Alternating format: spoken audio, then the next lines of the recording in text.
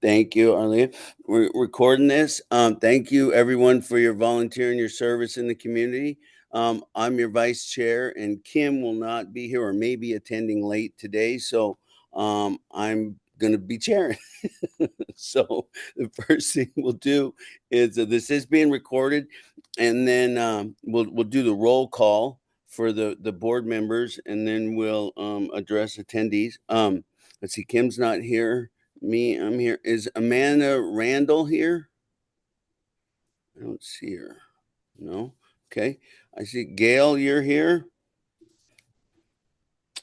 Let's see. Jackie Sauer. Yep.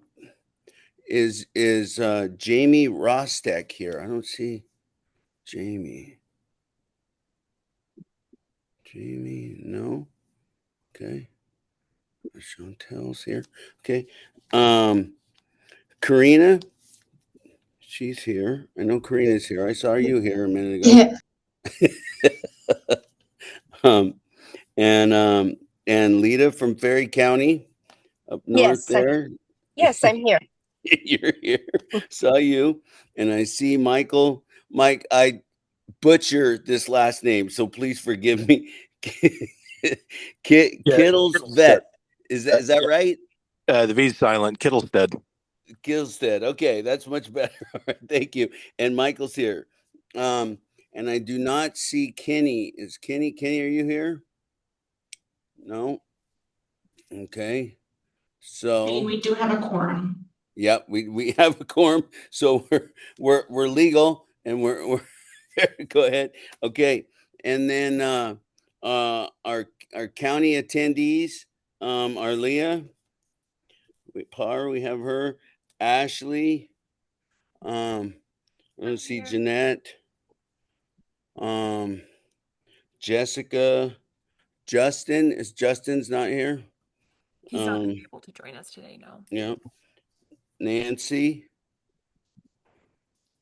I'm having a hard time seeing everybody here all of a sudden. I think my internet's going in and out. Katrina, Tom's here. Yeah, here. Yep. And then we have our guests. Is there an Eric Hood here from Community Minded?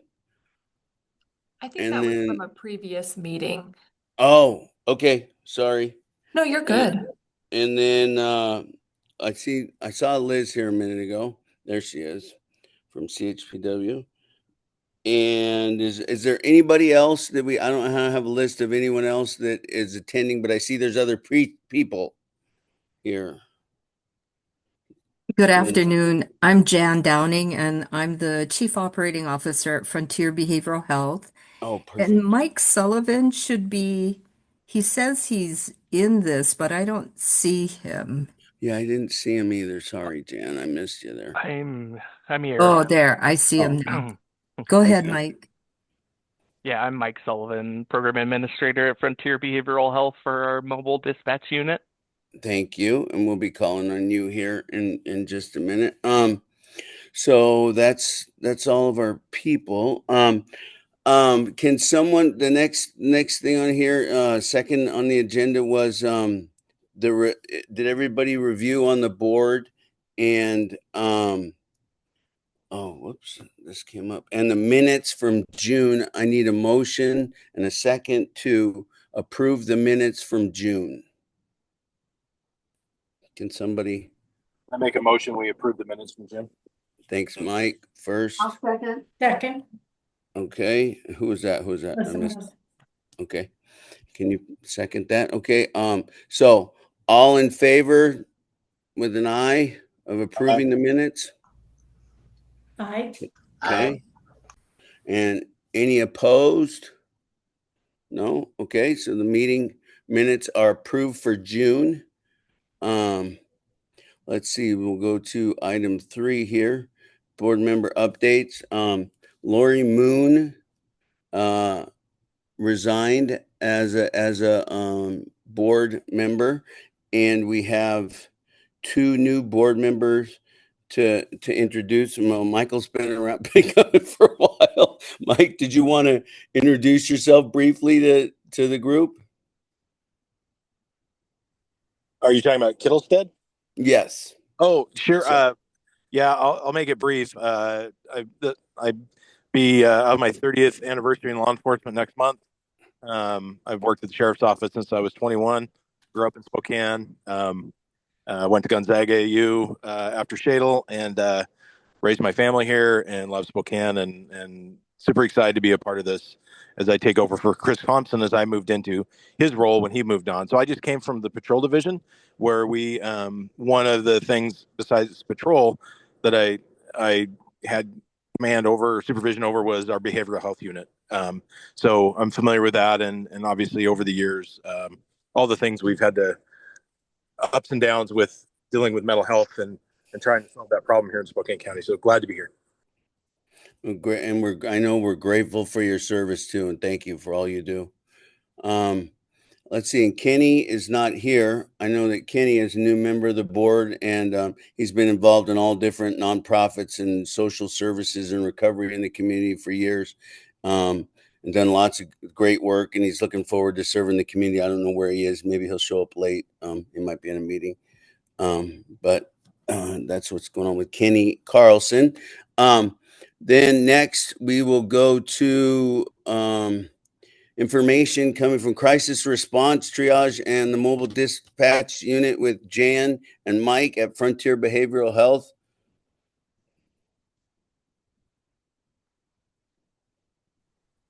I'm going to have Mike talk with you about our mobile dispatch unit. We developed this mobile dispatch unit with the BHASO, and it's a team of individuals that operates 24/7 to take calls from the regional crisis line and specifically 988 for individuals who need assistance. They need an in-person contact and they are having some type of crisis. So, Mike, why don't you go ahead and tell them about the mobile dispatch unit? Yeah, I can share about that. So, like Jan said, the mobile dispatch unit at Frontier, we're kind of here to support all the other crisis programs we have at Frontier Behavioral Health. And our primary role is to triage referrals that come into Frontier for crisis programs and then make sure we're assigning the most appropriate crisis team for the situation or what's going on. So we started this program with the soft launch back in December of 2024 and kind of slowly hired on staff. And as of May, I think it was early May of 2025, we are now 24/7, 365, have 5 shifts that cover Monday through Friday and the weekends to take referrals that come in. Like Jan also said, we have kind of 3 primary referral avenues. So a lot of the referrals that come in from the community, self-referrals, family members, friends, things like that, they come in to us after speaking with 988 or the regional crisis line first. And we've also kind of opened up our extension, and we have a direct number now where other community providers can call us. So a lot of times that's like law enforcement, fire, emergency departments, other providers, or True Blood programs. So they can call us directly and place a referral, and then they don't have to go through 988 and then us. So with our referrals from 988, kind of a quick rundown of how it kind of works. If we have an individual in crisis in the community or a third party calling about someone else in crisis, they will get 988 first. 988 will provide their level of service to that person. But if during the conversation, that person is requesting an outreach or the person at 988 identifies that, hey, this person's having a behavioral health crisis and they're in need of an in-person response, they then will complete a warm transfer with that person over to us. So with that warm transfer, what that looks like is the 988 staff and the person who's calling in call over to our crisis triage specialist with MDU. So all three of them are on the line. The 988 crisis triage specialist tells us what they had talked about before we got involved. They give a quick summary of the conversation, what's kind of the concerns, what's going on, that kind of thing. The purpose of that was to prevent a person in crisis or somebody who's calling in to make a referral from having to repeat themselves, get asked the same questions more than once, things like that. Once they've given us the update, we will take it. We will ask any other questions that weren't gathered from 988 and, try and identify where that person's at, get all that information. And then once we get off the phone with that person, the CTS finishes up their documentation, starts kind of the triage process to determine which program is going to be most appropriate. And then we assign that to either our MCAT program, our Child, Youth, and Family Mobile Crisis Team, or to our DCRs if it's an ITA evaluation. For like our triaging, we use, we call it like the MDU tool, but essentially what we're looking at when we're taking a referral is we get the nature of the crisis, kind of what's going on for that person. We really try and get it in their own language, what they're experiencing, what they're going through, things like that. We look at suicidal ideation, homicidal ideation, grave disability concerns. We have a section relating to more general distress, parental distress, just a spot to capture more information for somebody making a referral when it's not suicide related or homicide related. It's more of a crisis with other stuff going on. Try and get some historical mental health, substance use, if possible. And then, like I mentioned, we get the location of the person who's in crisis. And then we try and get location safety information from that person to make sure it's safe to send one of our crisis teams out there to go meet with that person. Well, once we've done all that with our MRRCT, so like MCAT, we've developed a process where we work with MCAT closely to assign a clinician directly to that referral.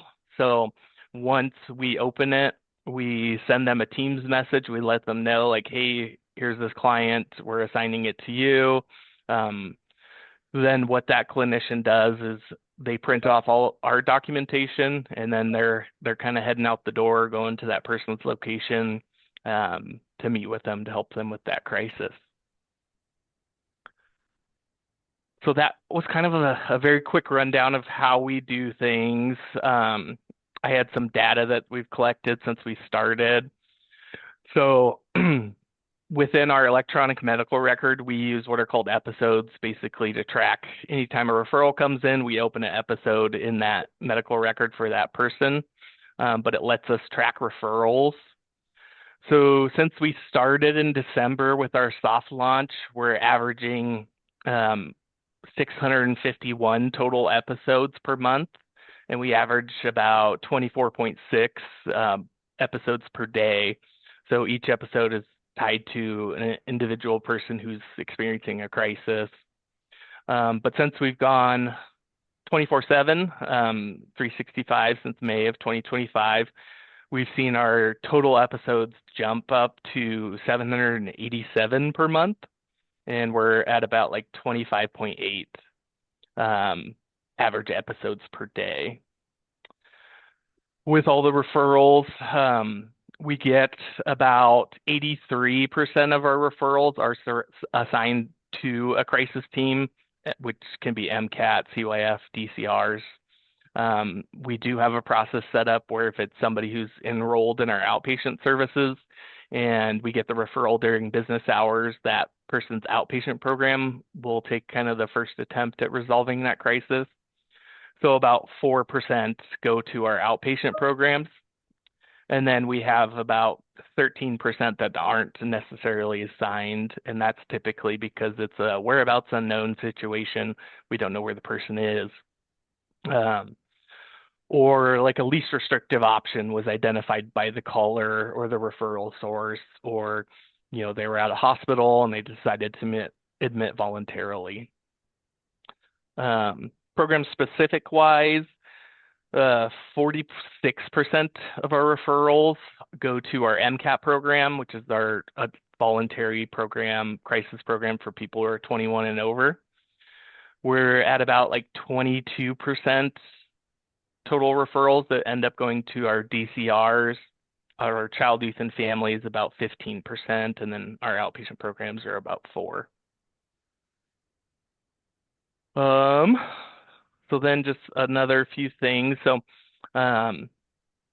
we, as of today, actually, we are fully staffed, all our shifts and supervisors and leads. So we had our last 2 vacancies filled and they started today. We just last week transitioned to using the same phone system that 988 and the RCL use. This will streamline it a bit with some of the transfers coming from 988 and RCL, but it also helps us get more information related to the total number of calls, how long we're on the call with somebody, the disposition of the call, so where do we send it to. And we work pretty closely. We meet weekly with management staff of DCRs, 988, RCL, MCAT. We're all in the same building out here, so we often will staff things and chat about stuff day to day. So, but that's kind of all I had on the mobile dispatch unit. I think the exciting thing about our mobile dispatch unit is that it really aligns with the principles of 988, having someone they can call and someone who can respond, and then having a place to go.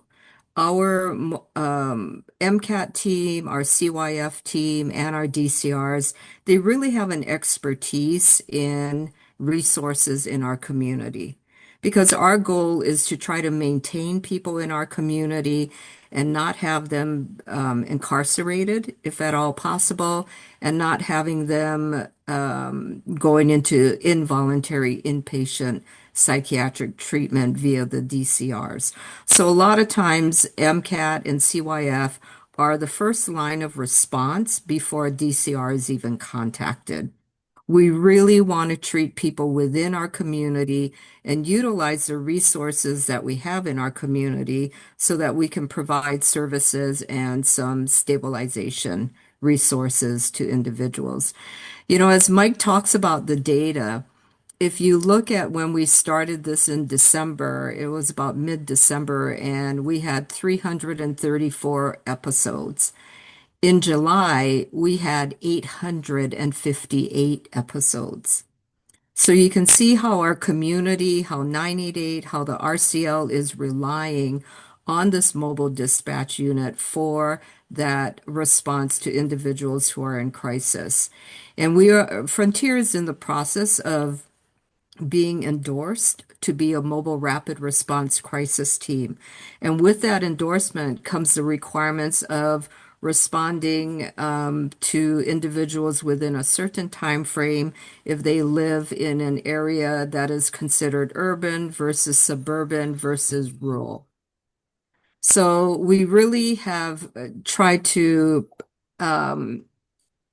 really focus and fine tune the mobile dispatch unit, because we want to be able to give people in our community that immediate response if they are in a crisis.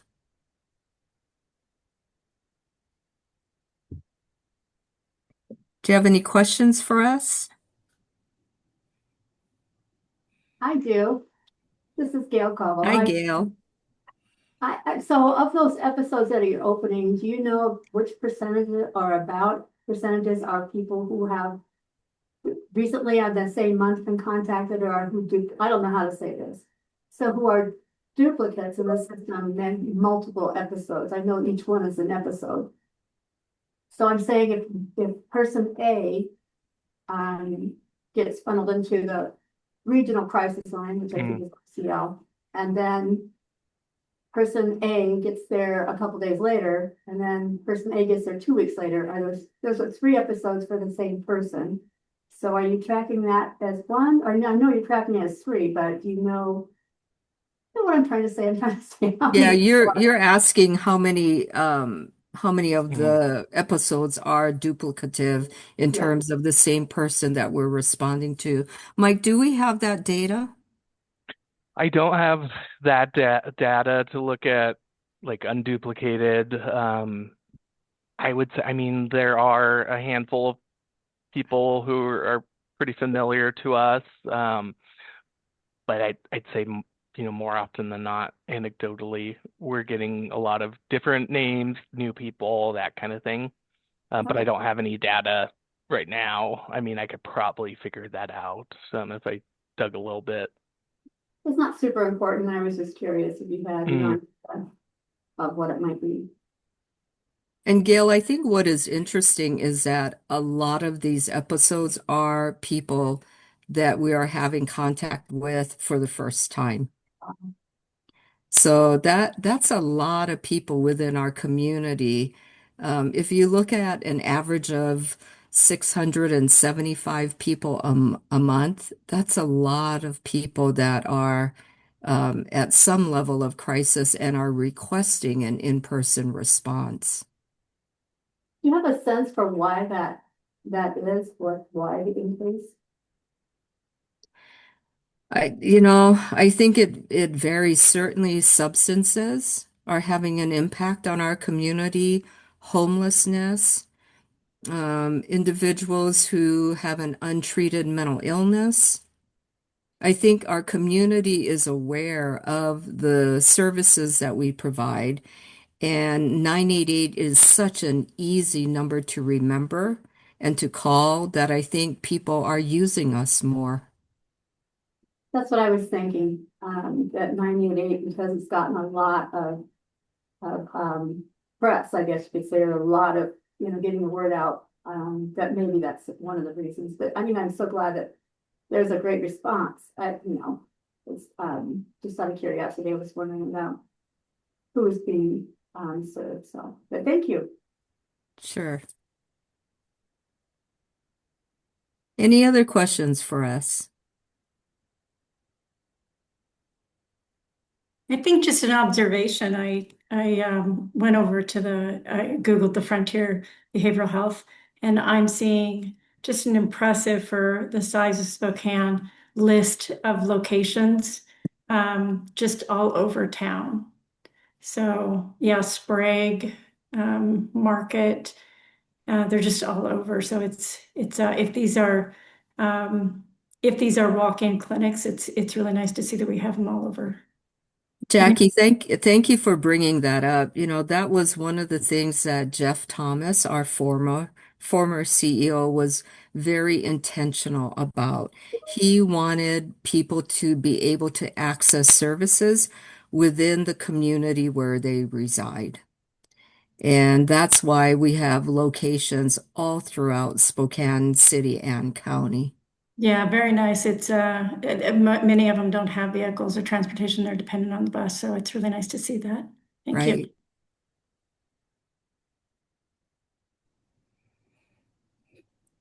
Well, we really appreciate the time that you've given us to tell you about the mobile dispatch unit and the progress that we've made in the last 7 months. And we are, just forging ahead with our endorsement to be a mobile rapid response crisis team. And in fact, as of this last weekend, our MCAT team, which, as Mike said, serves people 21 and above, we are now 24/7 with that team. And we are continuing to hire staff to fill some positions that are vacant on our MCAT team. But we're very excited about being able to provide that mobile rapid response service for adults 24/7. Well, thank you guys for the presentation and thank you for all the work that you guys do. I've been around for a while, and I've heard wonderful things about the program, and I know that just on a numbers basis, that anytime we can intervene and get involved instead of putting somebody in an incarceration circle, it does nothing but also save and dollars and cents, and it also is way more effective to have somebody come out and meet with the people one-on-one. So thank you for that. It's huge. It's huge. Great. Thank you, everyone. We appreciate the time. Thank you again. All right. Take care. Bye. Okay. Now we have administrative updates, program updates. Ashley, do you want to take the Yeah. floor? I'll kick us off and just following up on the MDU presentation by Jan and Mike. I know we've talked about that before in the Behavioral Health Advisory Board meetings.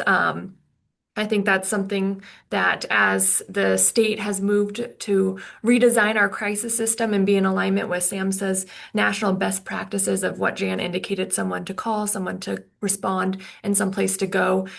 In Spokane, we're very unique because we have a very integrated model with Frontier being both the 988 provider, the RCL provider, as well as the crisis provider for Spokane County, which allowed us to move towards that direction that the state Department of Health and HCA kind of envision for the future state of the RCLs, so really streamlining that response. And so excited to see and hear of the numbers that we're seeing come through there. And just to touch on, Gail, part of your question too of, why are we seeing so many individuals? I think a lot of the reasons Jan and Mike indicated that were discussed, but I think another important factor of that is we also have the Child, Youth, and Family Mobile Crisis Team, and part of that team is operating under mobile response and stabilization services, meaning that when a parent or a child identifies the need for a response, that someone just goes, and really kind of changing that dynamic between individuals in the crisis system to be to intervene sooner versus on the tail end. And so I'm hopeful that with the expansion of those services being able to be provided in our community, that's helping to have an impact. And just lastly, on the MDU, they are also serving our 6-county region. So they're also dispatching the mobile crisis calls for our other teams in the region. And they might not necessarily be assigning the team and the staff that's responding, but they get them connected with those crisis teams in Adams, Ferry, Ponderay, Stevens, and Lincoln. Got to remember them all there. And so good partnerships happening all around on that. For updates, one of my other updates that I was going to touch upon was something that Jan indicated here, which is endorsed mobile rapid response crisis teams. Again, part of the state's crisis system redesign. These are teams that are designated to respond to behavioral health emergencies. And the hope is that they can respond more rapidly into the community with more specialized timeframes of response and operate 24/7. Also offer some additional services that traditionally aren't built into our crisis services, like transportation to a crisis facility if necessary. Because we all know, as was spoken about earlier, transportation is key and is a huge barrier that many individuals face, not only in Spokane County, but our entire regional service area. And so Frontier is the only team in our service region that did apply for endorsement, and the hope is that it was additionally slated to be endorsement to start in July, but as this is a new protocol with the state kind of figuring out all the components associated with that, we're now looking towards the beginning of August, which is fastly approaching, but a lot of hard work by Frontier to get ready for that endorsement. So we're excited about that. Again, also expanding the 24/7 availability of some of their mobile crisis teams, which will help with the volume of calls that are being received as well. So that is the endorsed crisis team. Another update that I wanted to talk about, most of my updates are kind of centered on our crisis system since it's always changing and evolving, is the OEN program, which is the Overdose Education and Naloxone Distribution Program that's operated by the Department of Health.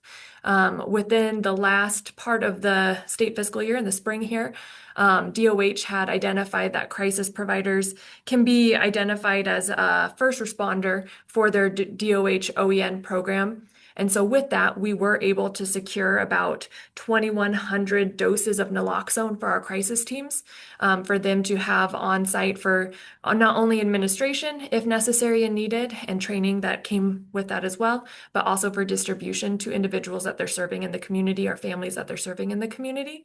And so I think that's an important update to provide, that our crisis teams are now also equipped with that access and that resource to be more responsive to the needs we're seeing in our community.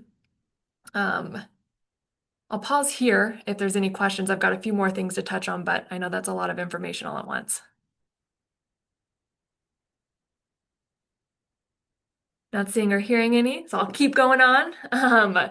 One of the other things I wanted to give an update on is, with all of this crisis system redesign, there's been a lot of focus on the statewide level of that someone to call, and kind of the tech platform associated with 988. And so there's a lot of work currently being done. I know there's not necessarily a definitive pathway, but the state is getting together different groups to determine what type of system they want to implement, and really with the idea of having an access point for crisis teams, crisis providers, and call centers to have the same information be accessible across the state to be best responsive to individuals. With that, the state's been operating some interoperable work groups that focus on looking at things like mental health advanced directives, crisis plans, safety plans, ROIs. How can we make these compatible across systems so that we can get better utilization and ensure that individuals have that information when individuals are in crisis, to be best responsive to individual needs, and hope to work with them on developing least restrictives that keep them in their communities. And so, again, not anything definitive on that at this point in time, but a lot of work occurring on that. And so just wanted to bring that forward to this group so that as we continue to move forward, and information becomes available, if we send anything out to you guys, or have updates on that, that you are aware of all that work that is occurring in that space. And then kind of with that, 988, as we've talked about, Frontier is our 988 provider for the Spokane region. The 988 providers are completing applications for designated hubs by the Department of Health. And I know that those applications are at the end of this month. So this week we'll be closing up, and we anticipate by January 1st, we'll have official designated hubs. Obviously Spokane currently serves Spokane region, or I'm sorry, Frontier currently serves Spokane region. And then there's Volunteers of America and Crisis Connections that are the two other designated 988 providers currently. They did open it up to allow for a fourth crisis hub, our 988 hub, to be developed. And so we will be hopefully getting some updates from Department of Health throughout that RFP process that agencies will be completing here soon. So that's kind of some more crisis. I know Justin, last meeting, which I was unable to attend, but Justin kind of gave some updates regarding legislation. 1813 was one that I'm sure he talked a little bit about, which relates to our crisis system. And so we are beginning work in our region on that as it pertains to coordinating with our managed care organizations, looking at how we can have care coordination, data sharing standards, and really developing those roles and responsibilities and protocols for ensuring care coordination for the Medicaid individuals, having engagement in the crisis system of care.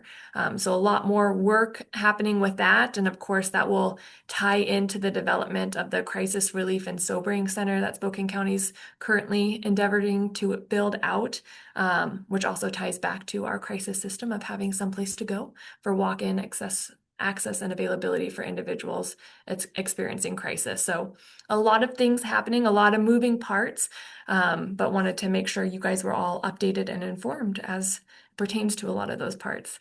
So I'll pause here to see if there's any questions.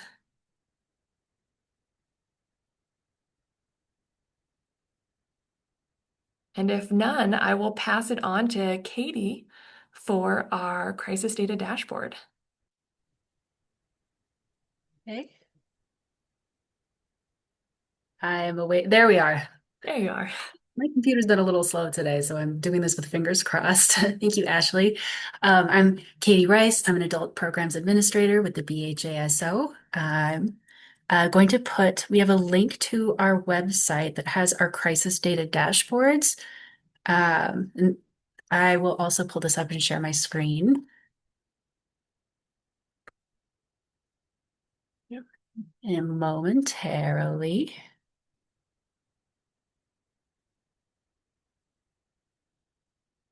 There we are.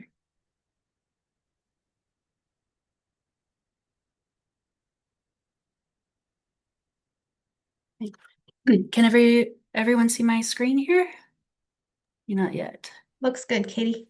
Okay, good. Thank you.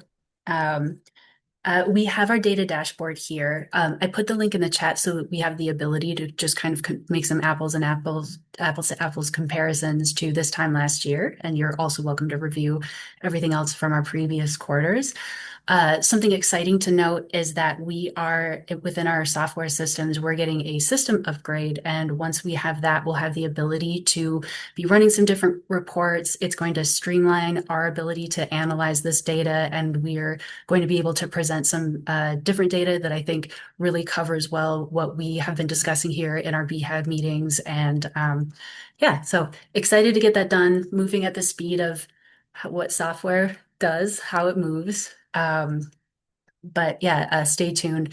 I don't believe it'll be by our next quarter, but we're hoping maybe by the end of the year or early in 2026. So stay tuned.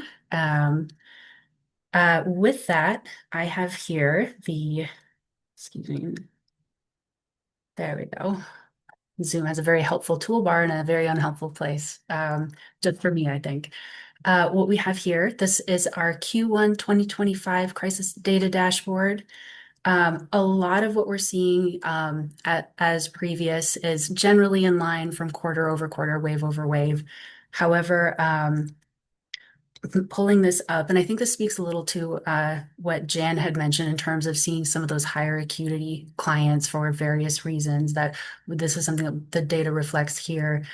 We do have our, let's see, for example, you can see like the other crisis services, if we're comparing to a year ago, much higher than we were seeing previously, which I think is interesting and for a variety of contributing factors.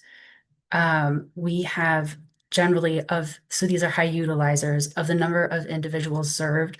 We're seeing this time about the same percentage wise, close to the same number of individuals served by that unique episode. So, 6,000 some odd to the 7,697 that we have this quarter. Services provided by eligibility, generally in line with what we've seen in previous quarters as well. We do have, again, as reflected in a total, that the number of high utilizers much higher than previous. As you can see from the regional crisis hotline calls from 2024 to now, just around 9,000. And that is in part due to the fact that because 988 is easier to remember, easier to use, so we're seeing some diversion from the RCL line to that, which is great. The system's working. Then in terms of individuals served, services provided still fairly close, a decrease in the number of services by quite some, getting from that 20,000 number down to 18. Our places of service, for example, with FBH, we're seeing an increase there in the in-office services. And let me zoom in for this a little to make it a little easier to see. But we are seeing an increase there. I'm going to zoom in here as well. Thanks for bearing with me. So we have this here, and certainly in our other counties, such as Adams, for example, there are more out-of-office services, and that can be attributed to the ability for us to be just meeting those clients where they are, rather than having to rely on folks coming directly to the office. We have our regional crisis hotline, as has continued as a trend. We're well within our 5% of abandoned calls, which is great, as well as having the response time of under 30 seconds for these calls. For our mobile rapid response encounters, you can see here, including these telehealth services, and I can flip back and compare relatively in line in terms of the relationship between the numbers from a year ago to now. And then of these investigation outcomes, we have this increase of 73% of initial detentions, up from 62% of a year ago. And as you can see, this diversion to other resources, this back in 2024 is 26%. And we're now seeing that here at 18%, which is something that I'm not going to speculate on. I don't know if Ashley or Jessica, you might have an idea, but I don't want to speak out of turn. No, absolutely. I think, one thing to note, one, we've seen an increase in crisis calls overall in 2024, we saw an increase in not only mobile crisis response, but also ITA requests. But with the initiation of mobile crisis response teams, like Jan indicated, the first out team is going to be that child, youth, and family, or that MCAT, or mobile rapid response crisis team. And the hope is that they're able to develop an LRA, thus meaning when someone is being referred to the DCRs for evaluation, those options have already been ruled out. They've already tried the voluntary options to work with someone, and really have to escalate that higher to the DCRs, meaning that the DCRs don't have as much availability to explore LRAs with individuals because they've already been attempted. So though we saw both an increase in mobile crisis and DCRs, the detention rate increasing can be contributed to some of those individuals that are being referred to DCRs, already ruling out any least restrictive alternatives and being in a place where there is no other options to try with that individual. So I think, broadly speaking, within our community, while we are seeing a higher level of need, higher acuity, we're also seeing the ability to provide those services as appropriate, so that we do have a place for people to go when needed, rather than maybe potentially waiting so long to find a bed someplace that maybe crisis is averted at the time by the time that they could find a placement, maybe they don't need it anymore and they're going somewhere else, but then they're not necessarily getting the treatment that they need if we can find a bed for them today. But again, speculation. Were there any questions? Okay, if not, then with that, Jessica, I'll turn it over to you. Thank you.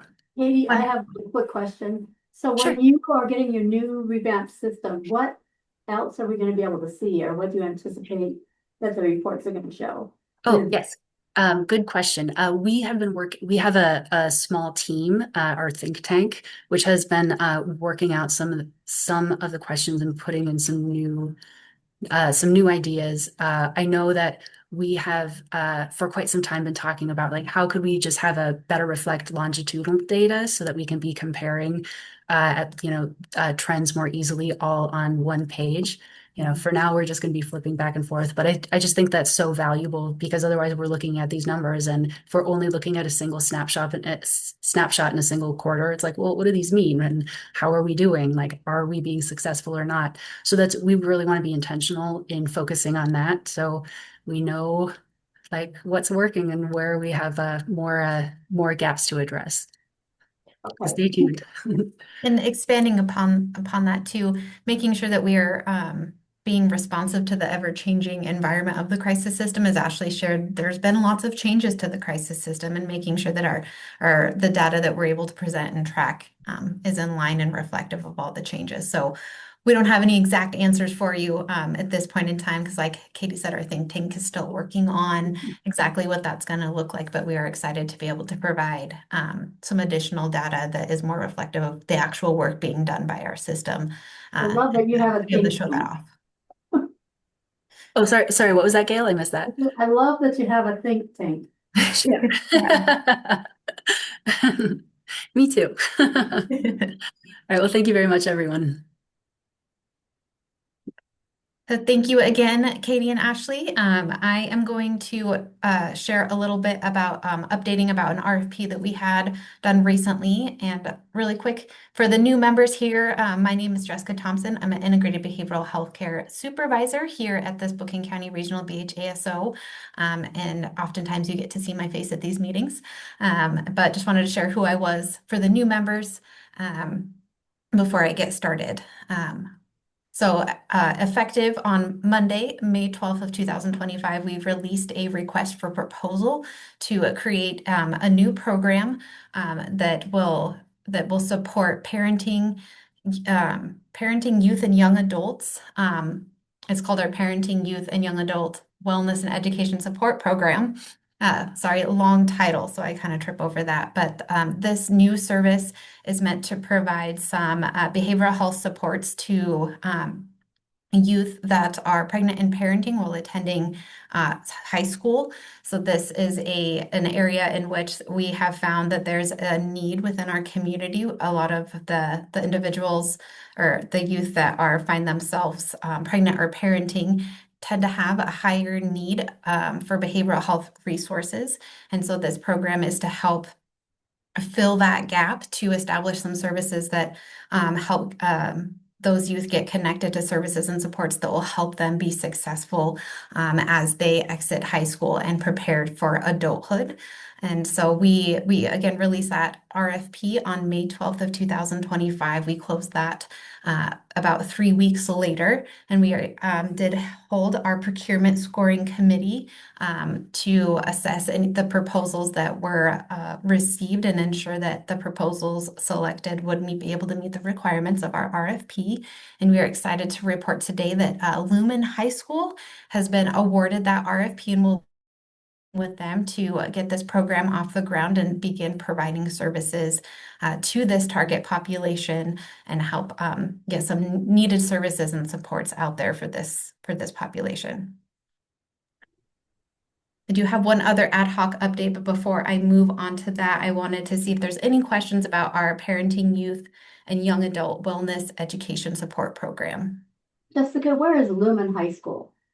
It's located downtown in the, I don't remember the exact address, but it's a kind of a charter school located downtown. Okay. And it's I'm sorry. through Spokane Public Schools. Isn't that correct, Ashley? There's some funding with them. Yes, they serve anyone in Spokane County, and they're across the street from the bus plaza Okay. above Gibliano Brothers. So Yes, we're very excited for this new partnership.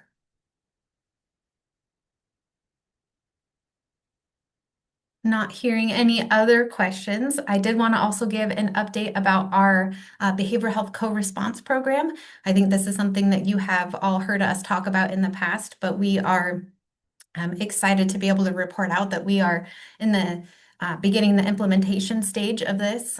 Just as a refresher, the behavioral health co-response unit is a partnership between Frontier Behavioral Health and the Spokane City Fire Department to pair a behavioral health clinician with a paramedic to be able to respond to situations that necessitate some behavioral health response as well as potentially a medical response, with the ultimate goal of diverting from the need for law enforcement to respond to a situation that may not necessarily need their expertise, so they can get out in the field and get back to the other situations that do need that support, as well as reduce the time that they're on scene and divert from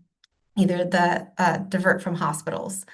So we are really excited for this partnership. We are in the planning stages of deciding what shifts and things are going to be covered, but we do have the interlocal agreement has been signed with the Spokane City Fire, and we're excited that we are going to be able to begin hopefully providing services within the next couple months, and be able to expand the teams and the coverage associated with this program. And I do see a hand up really quick. Michael Kittlesveld. I think I said the V and I wasn't supposed to, but it was there when I was reading it.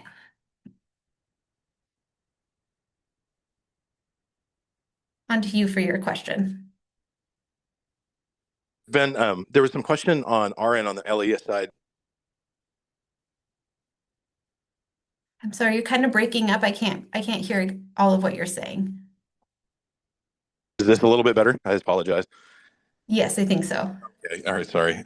There was some questions about if that city fire corresponder unit would be able to respond outside the city limits of Spokane. Was that an expectation, or are they limited to that?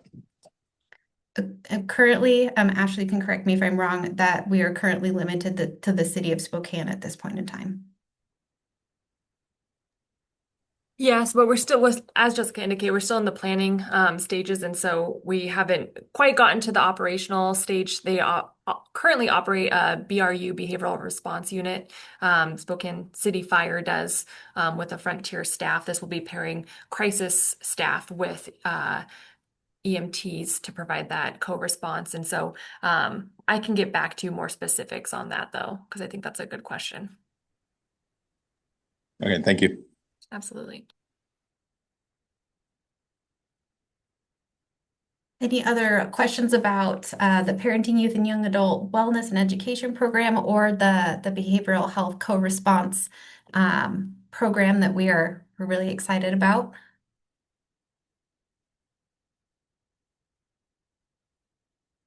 Not hearing any.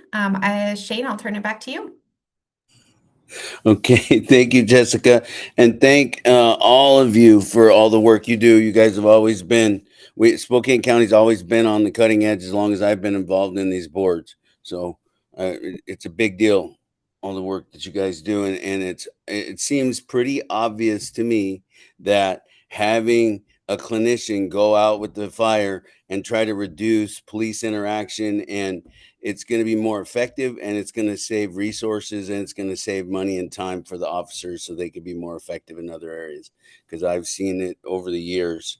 It's just a reoccurring loop, and it's much more effective the way you guys have got it going as far as I'm concerned. So thank you again. All right, Tom, you're up with the consumer consultation report. I have here my CCP minutes from May and June. First, I'll do May. At this meeting, our guests were Kaylin Roy, liaison between the BHASO and CCP, and Gail Kogel of the Office of Behavioral Health Advocacy. Brent Smith, CCP chair, facilitated the meeting. Also attending were CCP members Tom Goes, Aaron Smith, Robin Segner, Sarah Leaks, Sylvia Alexander, Rose Plorty, and Ann Simmons. The online May 2025 CCP meeting was called to order. The April 2025 CCP meeting minutes were read and approved with one amendment. This was that Sophia was in attendance when in the original reading she was not mentioned. There was no April 2025 Behavioral Health Advisory Board meeting, so this was not reported on. We discussed the CCP budget. Brent said that we have $250 to spend on the Jaunt in June, a walk-in event put on with CCP. Brent also said that by July we should get the budget for the rest of the year, get out the budget, set the budget for the rest of the year, including the Evergreen Club Fun Run Santa Picture event. He said that there's no money for new CCP t-shirts this year. However, we may be able to purchase them next year. It was noted that the seller of the t-shirts will keep the same price for 1 year. Brent said that we should submit next year's budget by January. Sophia said that she can pass out John flyers at the Evergreen Club Boutique when it opens. Rose said that our guardian will probably attend the John. Brent said that he will talk with Kelly Miller, CEO of FBH, about attending. Aaron said that she contacted the pastor of Brent's church, the Audubon Methodist, about the John. Brent said that we needed the shopping for the John this month, and we just set a date for this. Sophia said that we should do the shopping before Mother's Day in order to take advantage of discounts. Brent also said that we should spend all $250 on the John, that he will let us know when the CCP will make the purchase. We need water, a helium tank, balloons, prizes, and snacks. We still have raffle tickets from last year. We have a speaker, so we do not need a bullhorn. Gail suggested that the day of the event, we set up a sign with information about when this walk will occur around 11 a.m. The date of the John is Tuesday, June 3rd. We should start to set up the tables and pop-ups by 10 a.m. FBH can provide these. Brent said that every club should be asked to provide sack lunches for its members who want to attend. Some possible attendees are Wellpoint, Anne said that she will crochet ribbons for CC members and John attendees. Some possible attendees are WellPoint, Evergreen Club, FBH, NAMI, Jazz, the ARC, Special Olympics, and the Mayor of Spokane, Lisa Brown. It was noted that the CCP is electing officers in August, chair, co-chair, and secretary. It was also noted that every second Wednesday of the month, there is an online OBHA, Office Behavioral Advocacy Forum, which everybody can attend. Robin said that she has updated the CCP Facebook page and that we can share this. The next CCP meeting will be held online or in person in the OBHA building on Monday, June 9th, 2025 from noon to 1 p.m. And here are my minutes from June. At this meeting, our guests were Kaylin Roy, liaison of the BHASOCP, and Gail Cole with Office of Behavioral Advocacy. Brett Smith, the chair, facilitated the meeting. Also attending were CCP members Tom Goh, Sarah Smith, Robin Siggins, Sarah Lake, Sophia Alexander, and Rose Plorty. Ann Simmons was absent. The online or in-person June 2025 CCP meeting was called to order. The May 2025 CCP minutes were read and approved. We discussed the June 2025 Behavioral Health Advisory Board meeting. At this meeting, it was mentioned that Under Sheriff Chris Thompson, who has resigned as a board member, and was being replaced by Under Sheriff Michael Kittlestead. Also, Karina Denham Love was introduced as a new board member. She is a housing and employment specialist. She works to bring the homeless to the community and is a fentanyl survivor. There was a STARS, Spokane Treatment and Recovery Services /STAT, Sobering Triage and Transitional Program presentation by Ryan Kent, Executive Director. STAT is the only place in Spokane to intoxicate to get services while intoxicated. Most decide to move on to other detox services. There's a lot less duplicated services among clients. In this program, people come in and have access to case managers. Clients can get 100% Medicaid and a place where they can hang out. The program sets up people for success. STAT has had 540 clients since December. Well, 8%, 37 have duplicated treatment. In the past, 50 or 60% have duplicated. STAT takes walk-ins on same day of treatment and will take individual suicidal ideation. There was also SCR BHASO administrative update at this meeting. The annual block grant plan was mentioned. This includes the mental health block grant and substance use block grant, and ARPA, or American Rescue Plan Out, MHBG, SABG. There is no change to existing block grant funding. However, there has been an increased need for services in the mental health block grant, or MHBG. Substance use prevention, treatment and recovery support services, SUPTRSS, could be the new name for the ARPA mental health block grant / substance abuse block grant, or MHBG / SABG. It was mentioned that SAMHSA, Substance Abuse Mental Health Services Administration, may not be continued. It was also mentioned the board has issued a BH proclamation on April 20th, and the BH conference is coming up. BHAB can be funded for this conference. It was noted that Spokane has experienced opioid challenges and that mental health and substance abuse needs are co-occurring. It was mentioned that the DES, Department of Enterprise Services, provides services regardless of ability to pay. Also, STARS is receiving money around $40,000 for several years, and that Spokane had to return $10 million, but this didn't affect services. Also, the Spokane Relief Center was given $3 million. The Behavioral Health had a busy legislative session where they tried to shift funding to where need exists. The CCP then discussed this month, Jot and June, a walk-in event put on by the CCP. Rose said that this went well. If one did the walk, one could enter 2 raffle tickets instead of 1. It was estimated that 20 or 25 people attended. Most of the walkers were from Evergreen Club. Robin said that the CCP needs to get more people to attend. Also, in the past, it was noted that we have had a cotton candy machine and have had a snow cone maker. It was suggested we try to use one of these items at the next jaunt. It was mentioned that we still have signs for walks from the past and that we have signs that need sticks. The CCP discussed their budget. Brent said that we need to prepare the budget for the rest of the year by August 1st, 2025, and we need to prepare the 2026 budget by December of 2025. The 2026 budget will then be approved in 1 month. Brent said that he would try to have information at the next meeting on the estimated amount of money we can spend and what we can spend it on. Brent said that he will submit the budget to Kaylin, and Kaylin will present it to Ashley McGee. It was mentioned that this year we will need money for the Evergreen Club Fun Run and CCP Santa Picture event. We will probably need $50 to have a booth fun run, and we'll also need money for the snacks, ice, and bowls. We have water. We will probably also need money for candy and ink at the Santa Picture event. Tentatively, it was mentioned that we need $135 total for the 2 events. It was then noted that the CCP election of officers, chair, co-chair, and secretary will be held in August. The next CCP meeting will be held online on Monday, July 21st, 2025, from noon to 1 p.m. Meeting was adjourned. So those are my minutes. Thank you, Tom. Appreciate your service. Okay, what do we have next? We have, do we have any board comments? Anybody on the board have any comments they want to make, or? I don't see anything. No hands raised. How about any public comments? Does anybody attending have any? No? Nothing, Gail? You've been around. You're so good. All right. Well, I guess that closes our meeting for today, you guys. Our next meeting is on September 22nd at 3:00 Monday. And other than that, thank you all for attending and for your service. I will add on before Ashley and Jessica sign out. You guys do a remarkable job at updating us, and I genuinely appreciate all the details you bring in each time. Thank you very much. Absolutely. we We have an appreciate amazing everyone's county service on team. this board. So the important work that you guys do and important feedback that we get as we cohesively build out programs in our community. So very much appreciate that.